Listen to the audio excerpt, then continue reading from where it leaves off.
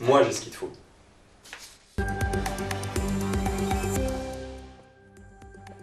Et ce qu'il faut à Roya, c'est le Kyuk, c'est le nom étrange du dictionnaire des bizarreries de la langue française, un ouvrage édité par un jeune étudiant strasbourgeois, Michael Scheuly, il a 18 ans. Le livre est déjà victime de son succès.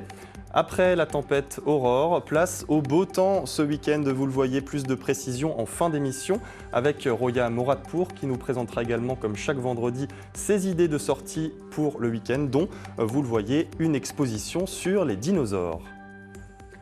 Bonsoir, vendredi 22 octobre, vous êtes bien dans le 18h30 en Alsace, en Lorraine et en Champagne-Ardenne. Avant tout ça, on va d'abord revenir sur un label, c'est le label Village du Livre. Le principe, c'est que des libraires s'installent dans une commune rurale pour essayer de la redynamiser. L'initiative est souvent soutenue par les collectivités locales. Il existe 8 villages du livre en France, dont un à Fontenoy-la-Joute. C'est en Meurthe-et-Moselle et c'est là-bas qu'on retrouve Raphaël Tacquart. Fontenoy-la-Joute se trouve juste derrière moi. Il y a 25 ans, ce village était entièrement agricole, mais tout a changé lorsqu'il a obtenu le titre de village du livre. C'était en 1996.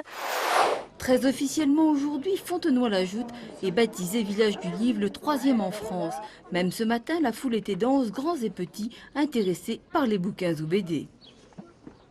Ah, je sais plus où mettre les yeux, je sais plus où regarder, je m'épanouis, je ne sais pas, c'est formidable. Je cherche des ouvrages sur la Phénicie et sur la Syrie antique, essentiellement des ouvrages d'histoire. Fontenoy-la-Joute, désormais un village incontournable pour tous les amoureux des livres, d'autant que d'autres ouvertures sont annoncées. Nous sommes avec Florence Dupeys, la maire de Fontenoy-la-Joute. Bonjour. Bonjour. Vous êtes native d'ici, vous avez participé à la grande aventure de la création du village du livre. Aujourd'hui, il reste une dizaine de libraires ici.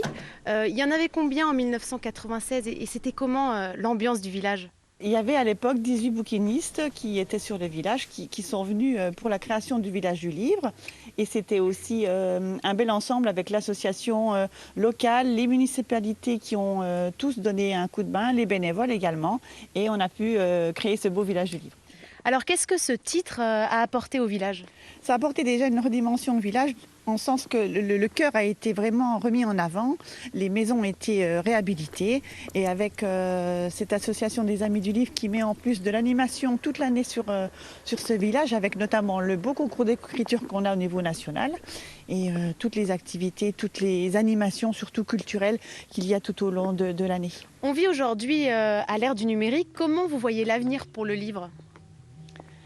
Je vois un bel avenir pour ce livre, puisque le numérique ne peut être que complémentaire au livre. Je pense que les touristes viendront toujours admirer nos livres, parce qu'un livre, c'est toujours le senti, l'odeur, l'histoire de ce livre, et ça, on ne peut pas l'enlever. On se trouve devant le Lotus Bleu. Ici, il y a 25 ans, c'était une ferme. Elle a été transformée en librairie. Alors pour les amoureux de BD et de livres d'occasion, c'est par ici. Jérémy, vous êtes libraire. Ici, c'est votre univers. Donc, on l'a vu, le livre rassemble. C'est vraiment devenu la force économique de ce village. Ça a été un grand changement depuis 25 ans ? Exactement. Moi, je suis né à Fontenoy, donc j'ai vu un petit peu l'arrivée du village du livre en 96. Les fermes, en fait, se sont décentrées du village, donc sont parties à l'extérieur. Et on est passé finalement de l'agriculture à la culture, tout simplement. Quelles ont été les retombées économiques positives pour votre village ? Il y a eu des créations d'emplois, maintenant il y a le restaurant, l'imprimerie, et puis les libraires, donc ça permet justement de donner des vocations et donner des métiers. Il y a rarement des maisons qui restent, des biens qui restent en vente, donc on voit des nouvelles familles qui s'installent quand même, il y a des nouveaux enfants, il y a quand même de nouveaux habitants assez souvent. Oui. Même si c'est un tout petit village, je veux dire, on côtoie énormément de monde, puisque les gens viennent à nous, quoi. Les gens viennent à nous grâce au label, oui, Village du Livre, et c'est sympa comme tout. Le Village du Livre est quand même connu et reconnu mondialement. Moi, j'ai eu à titre personnel des Américains, des Uruguayens, des Péruviens, des Italiens et d'autres nations qui sont venus au Village du Livre parce qu'ils en ont entendu parler. Une renommée européenne, voire mondiale donc pour ces communes. On continue d'en parler avec notre invité, Michel Griset. Bonjour. Vous êtes Bonjour. président des Amis du Livre, c'est une association liée au Village du Livre. Alors on l'a vu, il en existe 8 en France. Le premier a été labellisé en 1987 et pour l'anecdote, tout le monde connaît son nom. Eh ben oui, c'est le village de Becherel, en Bretagne. Donc, il a été créé par des enseignants qui ont voulu quitter la ville parisienne et en même temps faire connaître le livre dans leur région. Et alors ça c'est pour la France, mais il y a également, on l'a vu, une portée européenne, voire internationale pour ces villages du livre. Où le concept a-t-il été créé ? Donc, le premier village du livre, c'était en Écosse, tout au nord de l'Écosse. Weona, il s'appelle. Et donc, a été créé par une seule personne et qui s'est développé, et qui existe toujours. Et alors on l'a vu, on est à l'ère numérique des réseaux sociaux. Quelle est la place du livre aujourd'hui encore dans notre société ? Est-ce que le livre a encore de beaux jours devant lui ? Ça fait des années qu'on se pose la question de la viabilité du livre. Or, il s'en vend, je pense, de plus en plus. Il se vend beaucoup de livres neufs, beaucoup de livres d'occasion. Donc, pour l'instant, je dirais qu'il y a encore un avenir pour le livre. D'ailleurs, c'est pour ça qu'on est dans un village du livre. Et on le voit également derrière vous, il y a beaucoup de livres. Est-ce que cette tendance a été renforcée par le Covid notamment ? Alors, effectivement, le Covid a permis à pas mal de jeunes, je pense, de redécouvrir la lecture parce que les parents étaient un peu derrière. Ils se disaient, il ne faut pas toujours être sur des consoles, devant un écran. Donc, on va vous acheter des livres. Et donc, voilà, on constate qu'il y a même pas mal de jeunes qui s'intéressent à la lecture actuelle. Est-ce que l'enjeu actuellement, c'est aussi d'apprendre à lire autrement avec les tablettes notamment qui se développent ? Qu'en pensez-vous ?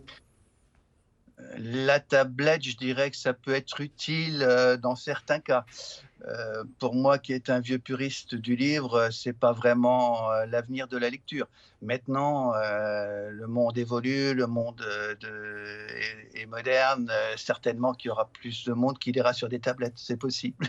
Rien ne remplace le gros pavé quand même. Non, un livre dans les mains, je ne pense pas qu'on puisse le remplacer par une tablette, non, je ne crois pas. Merci beaucoup Michel Griset en tout cas pour votre intervention dans notre émission du 18h30. Le livre, on connaît tous les bienfaits de la lecture, ça permet de développer la mémoire, ça permet de diminuer le stress, de développer également l'imagination et ça peut aussi faire sourire, la preuve avec notre histoire insolite du jour.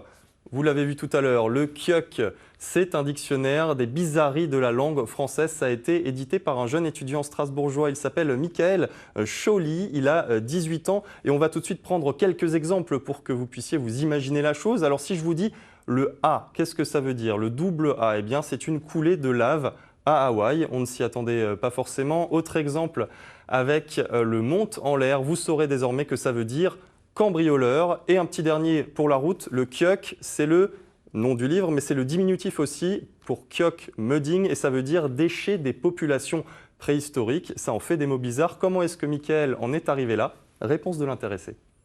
Au départ, je jouais sur Internet à un jeu sur lequel on nous donne une syllabe et on doit trouver un mot dans lequel on trouve cette syllabe.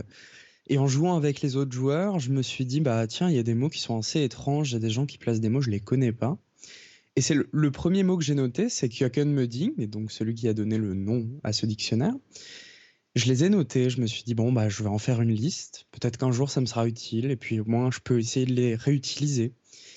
Et en arrivant à une 50aine de pages de notes, j'ai voulu du coup le partager et en faire un livre. Un gros succès pour ce dictionnaire, déjà vendu à plus de 200 exemplaires. Vous pouvez le commander vous aussi sur les plateformes de vente en ligne ou alors à cette adresse kioc@kioc.fr. Ça ne s'invente pas et peut-être qu'une deuxième édition est en route. Michael Chauly se laisse le temps pour le décider. C'est bientôt le week-end, ça veut dire que vous aurez peut-être le temps de bouquiner. Nous en tout cas,